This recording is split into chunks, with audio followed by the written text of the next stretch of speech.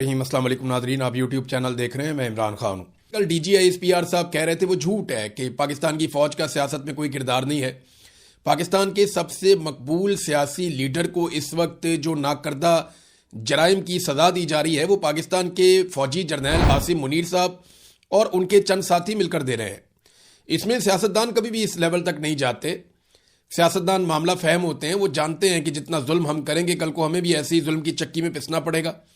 बहरहाल ये इमरान खान साहब का मामला है, मुलाकातें उनकी बंद की हुई हैं। बार बार उनके वकला अदालत को बताते हैं कि जनाब इस्लामाबाद हाई कोर्ट के एक लार्जर बेंच के फैसले के बावजूद लगभग 6-8 महीने हो गए हैं इमरान खान साहब से कोई मुलाकात नहीं करवाई जा रही। बल्कि जो तौहीन अदालत की उन्होंने दरखास्त दायर की कि अदालती फैसले पर अहकामात पर अमल नहीं कर रहा सुप्रिटेंडेंट ऑफ अडयाला जेल, इसके ऊपर भी समाप्त नहीं हो रही। तौहीन अदालत की दरखास्त भी नहीं सुनी जा रही। तो यहां तक तो सूरत हाल पहुंची हुई है। तो निज़ाम किस तरीके से किसी को दीवार से लगाता है। देखें, रिजवी बरादरान किधर हैं, आप उनसे इख्तलाफ कर सकते हैं, मुझे उनके तर्ज सियासत से बड़ा इख्तलाफ है। वो जिस तरीके से अपने मुखालफीन के साथ गालम गलोच करते हैं, मुझे उससे इख्तलाफ है। लेकिन इसके बावजूद उनके खिलाफ जो भी कार्रवाई होनी चाहिए वो कानून के मुताबिक होनी चाहिए। ये नहीं हो सकता कि आप एक मजमे के ऊपर गोली चलाएं और एक तरफा फायरिंग करके बहुत सारे लोगों को जाँ बहक कर दें, शहीद कर दें, और वहां से आप लाशें तक उठाकर ले जाएं और लाशें आप इस शर्त के ऊपर दें लोगों को कि आप नमाज जनाजा खामोशी से पढ़ेंगे और आप मुकदमा दर्ज नहीं करवाएंगे हुकूमत के ऊपर, और सारा मुद्दा आप दबा दें। और उसके बाद जो दो वहां पे भाई हैं खादम रिजवी के दोनों बेटे साद रिजवी और अनस रिजवी, उन दोनों को गायब कर दिया जाए। लगभग 7 महीने हो गए हैं। कुछ मालूम नहीं है कि इनको आसमान खा गया या जमीन निकल गई, कोई पता नहीं चल रहा दोनों भाई कहां गए। और मैं आपको पहले दिन से एक बात बता रहा हूं कि ये इंटेलिजेंस एजेंसियों की जबरी हिरासत में है, इनको जबरी तौर पे गुमशुदा किया हुआ है। और ये एक और केस है पाकिस्तान में जबरी गुमशुदगियों के हवाले से। DGISPR ने जो स्टेटमेंट दिए एक दिन पहले, उन स्टेटमेंट्स की दुर्गत बन गई। पाकिस्तान तहरीक इंसाफ ने एक एक फैक्ट निकाल के जो है वो सामने रखा कि जनाब DG साहब आप तो झूठ बोल रहे हैं, सियासत में तो आपका बेहतरीन किरदार है। देखिए, सियासत में किरदार है तो पाकिस्तान यहां तक पहुंचा है ना।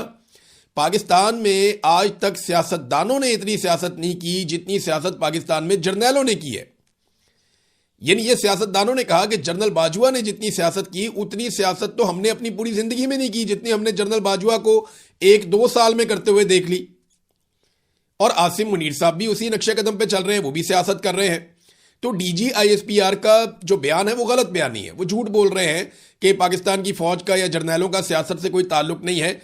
उनका सियासत से गहरा ताल्लुक है। और पाकिस्तान में जितनी भी सियासत हो रही है उसमें मरकजी किरदार पाकिस्तान की मिलिट्री एस्टेब्लिशमेंट ही है। देखें ना, 4 मरतबा जो मार्शल लॉ लगाया, ये कारपोरेशन वालों ने तो नहीं लगाया पाकिस्तान में, या महकमे डाक वालों ने तो नहीं लगाया, या कोई ट्रैफिक वार्डन आगे थे उन्होंने आगे मार्शल लॉ लगा दिया। पाकिस्तान में मिलिट्री जर्नैलों ने लगाया ना 4 मरतबा मार्शल लॉ, हुकूमतें गिराई बनाई, सारा कुछ किया, ये मिलिट्री जर्नैलों ने किया। कोई महकमा तालीम ने तो नहीं किया था, या स्कूल के हेडमास्टरों ने मिलकर तो मार्शल लॉ पाकिस्तान में नहीं लगा दिया था। ये मार्शल लॉ पाकिस्तान में पाकिस्तान की फौज ने लगाया था, और पाकिस्तान के जर्नैलों ने ये जो किया पाकिस्तान के साथ उन्होंने ही किया। तो लोग अब एतबार करते नहीं है, और उसकी वजूहात भी है। देखिए, जिस तरह के लोगों को ये चुनकर लाए हैं वो अपनी अय्याशी में लगे हुए हैं। एक बड़ी जबरदस्त बात की तैमूर झगड़ा साहब ने, उन्होंने बताया कि इंडिया IMF के प्रोग्राम में भी नहीं है। इंडिया के पास जो है वो पैसे भी पाकिस्तान से ज्यादा हैं। इंडिया एक तगड़ा मुल्क है, बड़ा मुल्क है, उनके पास वसाइल भी ज्यादा हैं, उनके सूबे बहुत अमीर हैं। लेकिन उनके अमीर तरीन सूबों में से भी किसी सूबे के गवर्नर ने, वजीर आला ने, या किसी उनके हाकिम ने गल्फ स्ट्रीम जैसा अय्याशी वाला महंगा जहाज नहीं लिया।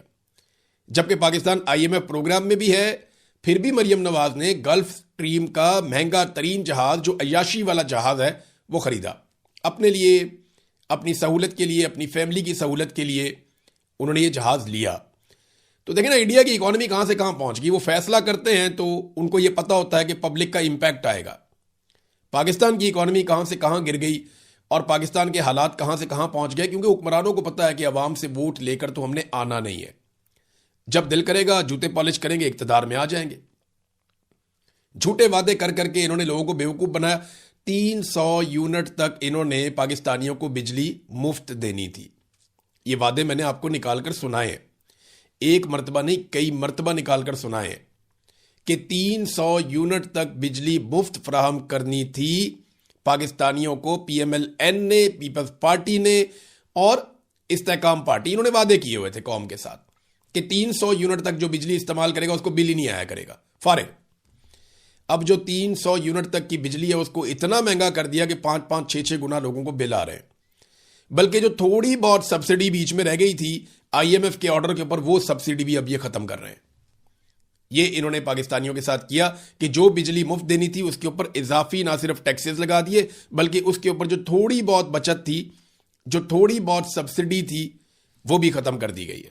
ناظرین, پاک فوج اور عوام کے بیچ میں جو ایک خلیج پیدا ہوئی, یہ جرنیلوں کی سیاست کی وجہ سے ہوئی. ایسا نہیں ہے کہ پاکستانی لوگ کسی سیاستدان کی وجہ سے یا کسی سٹیٹمنٹ کی وجہ سے یا کسی ایک شخص کے نظریے کی وجہ سے پاکستان کی فوج سے دور ہو گئے, یا ایک جو خلیج پیدا ہوئی وہ اس وجہ سے ہوئی. نہیں, یہ نہیں ہے. وجہ یہ ہے کہ جرنیلوں نے ایسی گھٹیا سیاست کی پاکستان میں جس کی وجہ سے عوام فوج جیسے ادارے سے دور ہو گئی. حالانکہ یہ قربانی بھی دیتے ہیں, جانیں قربان کرتے ہیں, سرحدوں کی حفاظت بھی کرتے ہیں, لیکن اس کے باوجود لوگ ان سے دور ہو گئے اور وہ چیزیں کھل گئیں جو ماضی میں کبھی نہیں کھلی تھی کہ ان کے بے شمار کاروبار ہیں, بہت ساری اور چیزیں ہیں, اپنے مفادات ہیں. یہ چیزیں کبھی نہیں کھلی تھی. مثال کے طور پہ یہ وزیر آباد میں یہ احمد بوبک صاحب نے ایک ویڈیو شیئر کی ہے. یہ ویڈیو دیکھیں آپ, اس میں ساری کہانی ہے. وزیر آباد کے اندر مارکہ حق کے بعد جو ہے وہ ایک عظیم الشان ریلی نکالی گئی اور اس میں پاک فوج کے ساتھ اظہار یکجہتی کیا گیا. اس میں لکھا ہوا ہے, مارکہ حق نے 1 سال مکمل ہونے پر پاک فوج کے ساتھ اظہار یکجہتی. ایک طرف مریم نواز کا فوٹو ہے, ایک طرف فیلڈ مارشل آصم منیر کا فوٹو ہے. تو 5 بندے یہاں پہ سویلین ہیں اور 5-6 بندے جو ہیں وہ یہاں پہ ٹوٹل 10 کے قریب بندے ہیں. باقی جو ہیں وہ ستھرا پنجاب کے ورکرز ہیں. تو تھوڑے سے ستھرا پنجاب کے ورکرز ہیں اور تھوڑے سے سویلینز ہیں. یہ 10 لوگ ریلی نکال رہے ہیں پاک فوج سے اظہار یکجہتی کے لیے اس ملک میں جہاں پہ 25 کروڑ لوگ رہتے ہیں. دیکھیں یہ فوج کے ساتھ کیا ہوا. کیا فوجیوں نے قربانی دینا بند کر دی؟ کیا فوجیوں نے اپنی ٹریننگ بند کر دی؟ کیا انڈیا حملہ کرے گا تو فوج نہیں لڑے گی؟ کیا کوئی اور حملہ کرے گا تو فوج جواب؟ سارا کچھ تو ویسے ہی ہے. اصل میں جرنیلوں نے جو کچھ پاکستان کی عوام کے ساتھ کر دیا, اس کی وجہ سے جرنیل جس ادارے سے تعلق رکھتے تھے اس ادارے سے عوام متنفر ہو گئی اور دور ہو گئی. یہ پاکستان کی فوج کو سوچنا پڑے گا کہ فائدہ لے جاتے ہیں چند جرنیل, وہ اپنے گھر بھر لیتے ہیں, وہ اپنے فائدے لے لیتے ہیں, وہ اپنے مفادات کما لیتے ہیں, وہ ایکسٹینشنیں لے لیتے ہیں, وہ استثنا لے لیتے ہیں, ان کی موجیں لگ جاتی ہیں, وہ پوری دنیا میں تعلقات بنا لیتے ہیں, انہیں گفٹ بھی ملتے ہیں. لیکن بطور ادارہ فوج کو کیا ملتا ہے؟ یہ تو فوج کو سوچنا پڑے گا کہ جب تک وہ سیاست میں مداخلت کرتے رہیں گے وہ غیر مقبول ہوتے رہیں گے, عوام ان سے دور ہوتی چلی جائے گی, جیسا کہ یہ آپ دیکھ رہے ہیں. ایک اور مثال آپ کو میں دیتا ہوں. یہ آئی ایس پی آر نے نغمہ جاری کیا اسے 6 دن پہلے. مجھے اچھی طرح یاد ہے آئی ایس پی آر کا نغمہ آتا تھا نا تو 24 گھنٹے کے اندر 2-3 ملین لوگ اس کو دیکھ لیتے تھے. یعنی 50-60-70 لاکھ لوگوں کا دیکھنا مسئلہ ہی کوئی نہیں ہوتا تھا. اب یہ 6 دن سے نغمہ لگا ہوا ہے آئی ایس پی آر کا سوشل میڈیا پہ اور یہ کو 50,000 لوگوں نے دیکھا ہے. 6 دن ہو گئے اس نغمے کو لگے ہوئے آئی ایس پی آر کے اپنے آفیشیل چینل کے اوپر. آپ اندازہ کریں کہ اس کے جو آفیشیل چینل ہے 6.5 ملین اس کے سبسکرائبرز ہیں, 6.5 ملین, اور 1 لاکھ لوگوں نے بھی اس نغمے کو نہیں سنا, اس کو نہیں دیکھا. حالانکہ ان کو تو فائر وال بھی نہیں لگتا. ہمیں تو چلو پاکستان میں فائر وال لگ جاتا ہے. موبائل فون کمپنیوں کو انہوں نے کہا ہوا ہے کہ روکو ان کی ویڈیوز کو, مختلف طریقے انہوں نے بنائے ہوئے ہیں, ہماری ویڈیوز کو روکتے ہیں, ریسٹرکشنز لگاتے ہیں, کوئی بات نہیں. لیکن آئی ایس پی آر کی ویڈیوز کو تو کوئی نہیں روکتا نا. تو 50,000 تک یہ سوچنا پڑے گا پاکستان کی فوج کو کہ لوگوں کو پاکستان کی فوج سے دور کرنے کے لیے ذمہ دار کون ہے. پاکستانی تو اس کے لیے ذمہ دار نہیں ہے, پاکستانی تو سیدھے سیدھے لوگ ہیں. یہ وہ جرنیل ذمہ دار ہیں جنہوں نے ادارے کو استعمال کیا ہے. بہرحال سوچیں گے جتنی جلدی اتنا اچھا ہے.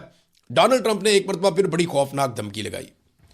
ڈونلڈ ٹرمپ نے کہا جی کہ اگر ایران نے ڈیل نہ کی اور جنگ بندی ختم ہوئی تو ایران میں سے ایک بہت بڑا شعلہ نکلتا ہوا دیکھیں گے آپ. اب اتنا بڑا شعلہ تو ایٹم بم کا ہی نکلتا ہے. ڈونلڈ ٹرمپ ہر دوسرے تیسرے دن ایسی دھمکی لگا دیتا ہے جس سے پوری دنیا ڈر جاتی ہے کہ پتہ نہیں ڈونلڈ ٹرمپ دنیا کے ساتھ کیا کرنے والا ہے. وہ کیملا ہیرس ہیں جو ڈونلڈ ٹرمپ کے مقابلے میں الیکشن لڑی تھیں صدارتی. انہوں نے اب نکل کر سٹیٹمنٹ دیے ڈونلڈ ٹرمپ کے خلاف. انہوں نے کہا جی کہ اس جنگ کا سب سے بڑا بینیفیشری کون ہے؟ وہ رشیا ہے. اس مسئلے کی وجہ سے جو ٹرمپ نے کیا ہے اور اس نے روس کے اوپر سے پابندیاں اٹھا دیں، اب رشیا پیسے کما رہا ہے. آپ کو معلوم ہے اس کا مطلب کیا ہے؟ روس یہ پیسے کسی صورت نہیں کما سکتا تھا اگر ڈونلڈ ٹرمپ یہ سب نہ کرتا. تو میں ٹرمپ کو بیوقوف کہہ کر اسے فائدہ نہیں دینا چاہوں گی. وہ خطرناک ہے اور بہت خطرناک ہے. امریکی سیکیورٹی اور خوشحالی داؤ پر لگی ہوئی ہے، اور وہ اس کا انحصار اس بات پہ ہے کہ ڈونلڈ ٹرمپ کیا کرتا ہے اور ڈونلڈ ٹرمپ کیا نہیں کرتا. اس کے اوپر اس بات کا انحصار ہے. ڈونلڈ ٹرمپ نے دوسری جنگ عظیم کے بعد کسی بھی پارٹی سے تعلق ہو، کسی بھی امریکی صدر کا، چاہے وہ ڈیموکریٹ ہے چاہے وہ ریپبلکن ہے، امریکہ کا وہ پہلا صدر ہے دوسری جنگ عظیم کے بعد جنہوں نے اپنے اتحادیوں کے ساتھ امریکی تعلقات کی اہمیت کا مذاق اڑایا. یعنی امریکنز کے تعلقات خراب کر دیے اتحادیوں کے ساتھ. انہوں نے کہا ہم سفارتکاری سے بہت کچھ حاصل کر سکتے تھے، گرین لینڈ بھی حاصل کر سکتے تھے، مگر جو ڈونلڈ ٹرمپ نے کیا وہ خطرناک ہے. یہ پہلا صدر ہے جس نے ہمارے اتحادیوں سے تعلقات بگاڑ دیے ہیں، ان کی توہین کی ہے، ان پر انگلیاں اٹھائی ہیں، ان کے ساتھ بدتمیزی کی ہے اور ان کے نام بگاڑے ہیں. یہ ڈونلڈ ٹرمپ نے کیا ہے. پھر انہوں نے کہا جی امریکہ اب پہلے سے زیادہ ناقابل بھروسہ ہو چکا ہے. ہم اپنے دوستوں کے لیے غیر معتبر ہو چکے ہیں، بطور دوست ناقابل اعتبار ہو گئے ہیں، اور اسی بنا پر ہم اپنا اثر رسوخ بھی کھو چکے ہیں.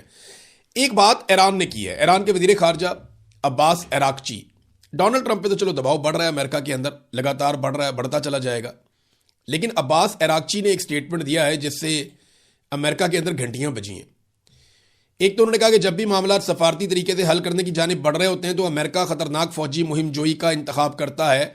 اب یہ امریکہ استعمال ہو رہا ہے یا جان بوجھ کر رہا ہے، یہ جو بھی ہو رہا ہے اس کی وجہ سے امن خطرے میں پڑ جاتا ہے، اور ڈونلڈ ٹرمپ ایک ایسی دلدل میں پھنس جاتا ہے جس سے پھر وہ نکلنا اس کے لیے مشکل ہوتا ہے. انہوں نے ایک اور بات کہی. انہوں نے کہا جو بھی آپ کرتے ہیں ہر مرتبہ نتیجہ تو ایک ہی نکلتا ہے، تو فائدہ کیا آپ کو بار بار یہ تجربات کرنے کا؟ ایرانی قوم نہیں جھکے گی، وہ ہار نہیں مانے گی. یہ بات کالیباف بھی کہتے ہیں، ایرانی صدر بھی کہتے ہیں، سپریم لیڈر کی جانب سے جو بیان آتا ہے وہ بھی یہی ہے، اور عراقچی بھی یہی کہہ رہے ہیں کہ جناب ہم سرنڈر نہیں کریں گے، ہم جھکیں گے نہیں، ہم کوئی ایسی ڈیل قبول نہیں کریں گے جس سے ہماری قوم کی بے عزتی ہو. ایک اور بات انہوں نے کی کہ سی آئی اے نے جو دعویٰ کیا تھا، میں نے آپ کو پچھلے ویلوگ میں بتایا تھا کہ سی آئی اے نے دعویٰ کیا اور خفیہ رپورٹ ان کی سامنے آئی.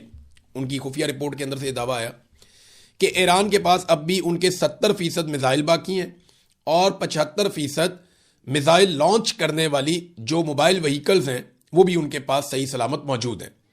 یعنی ایران ابھی کافی کیپیسٹی رکھتا ہے جنگ لڑنے کی، یہ سی آئی اے نے بتایا. یہ امریکہ کے لیے ایک بہت بڑا جھٹکا تھا، لیکن عباس عراقچی نے کہا کہ یہ رپورٹ جھوٹی ہے. اصل رپورٹ یہ ہے کہ ہمارے پاس اب 100% نہیں 120% ہتھیار ہیں، کیونکہ ایران کے جتنے ہتھیار استعمال ہوئے ہیں اس سے زیادہ ہتھیار ایران نے مزید بنا لیے ہیں. اب یہ ایک بڑا خوفناک دعویٰ ہے، کیونکہ یہ سب کہتے رہے ہیں جنگ کے دوران بھی کہ ایران روزانہ کی بنیاد کے اوپر بڑی تعداد میں ڈرونز تیار کرتا ہے، اور ان ڈرونز کا امریکہ کے پاس اور اس کے اتحادیوں کے پاس کوئی حل نہیں ہے، وہ انہیں روک نہیں پاتے. تو ایک تو دوبارہ یہ دعویٰ کیا ایران نے کہ ہم نے پہلے سے زیادہ ہتھیار تیار کر لیے ہیں، ہم نے میزائل بھی تیار کیے ہیں، ڈرون بھی تیار کیے ہیں. تو اب جو پہلے جنگ شروع ہوئی تھی 28 فروری کو، اس وقت جو ہمارا ذخیرہ تھا میزائلوں کا اور ڈرونز کا، اب اس سے 20% زیادہ ہے. یہ عباس عراقچی نے اسٹیٹمنٹ دیا. دیکھیں جنگ کے میدان میں نا جب ماحول بنا ہوا ہوتا ہے جنگ کا تو ایسا ہی ہوتا ہے، لوگ بڑھا چڑھا کر بات کرتے ہیں اور ایگزیجریشن کرتے ہیں، پروپیگنڈا وار بھی چلتی ہے. اگر سی آئی اے 70% کہہ رہا ہے اور ایران کہہ رہا ہے کہ 120% ہے، تو اس کا مطلب یہ ہے کہ ایران کے پاس ہتھیار بہت ٹھیک ٹھاک موجود ہیں. اور یہی وجہ ہے کہ امریکہ اور اس کے اتحادی اس وقت تک کوئی لڑائی میں نہیں جانا چاہتے جب تک کہ ساری دنیا امریکہ کے ساتھ نہیں مل جاتی. اور فی الحال دنیا امریکہ کے ساتھ ملتی ہوئی دکھائی نہیں دے رہی، یہ بھی ہمیں نظر آ رہا ہے. ناظرین اس ویلاگ میں ایک چیز میں آپ کو بتاؤں، جو کچھ گزشتہ رات ہوا نا آبنۂ ہرمز اور اس کے آس پاس، اس کی وجہ سے نا کچھ چیزیں بڑی کلیئر ہو گئیں. نمبر ایک، اس کا ایران کو فائدہ ہوا. فائدہ یہ ہوا کہ دنیا بھر کی جو شپنگ کمپنیاں ہیں انہیں اس بات کا آئیڈیا ہو گیا کہ ایران کا ارادہ کیا ہے اور اس کی صلاحیت کیا ہے، لہذا اب وہ امریکہ کے اوپر اعتبار کر کے کسی قسم کا ایڈونچر نہیں کریں گی. امریکی بحریہ کی موجودگی اس خطے میں بے فائدہ ہے، یہ بات بھی کلیئر ہو گئی کہ وہ کسی بھی بحری جہاز کو اسکاٹ کر کے وہاں سے نہیں نکال پائیں گے، اور اگر وہ جہازوں کو نکالیں گے بھی تو یہ مستقل طور پہ وہ نہیں کر پائیں گے، ہر جہاز کو تحفظ دینا امریکہ کے بس میں نہیں ہوگا، اور کوئی بھی جہاز فائرنگ کے ان حالات میں اس خطے سے باہر نہیں نکل سکتا۔ اور ایک ایرانی جو جیمرز کی ایک صلاحیت ہے، وہ بھی کل رات کو پتہ چلی کہ ان کے جیمرز کتنے تگڑے ہیں اور کیسا سسٹم انہوں نے انسٹال کیا ہے آبنۂ ہرمز اور اس کی سراؤنڈنگ میں۔ تو امریکہ کو آئیڈیا ہو گیا، دنیا کو آئیڈیا ہو گیا، اور ایران کو فائدہ ہو گیا۔ ایران نے ایک ٹینکر پکڑ بھی لیا ہے، اور اس ٹینکر کا جو نام ہے، یہ دو نام اس کے سامنے آئے، ایک تو جنلی اس کا نیا نام ہے، پرانا نام اس کا اوشین کوئی ہے۔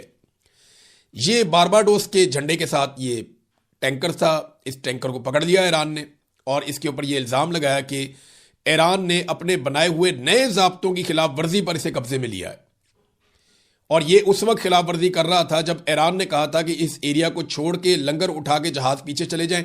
یہ ٹینکر وہاں سے نہیں گیا تو ایران نے اس کو پکڑ کے اپنے قبضے میں لے لیا۔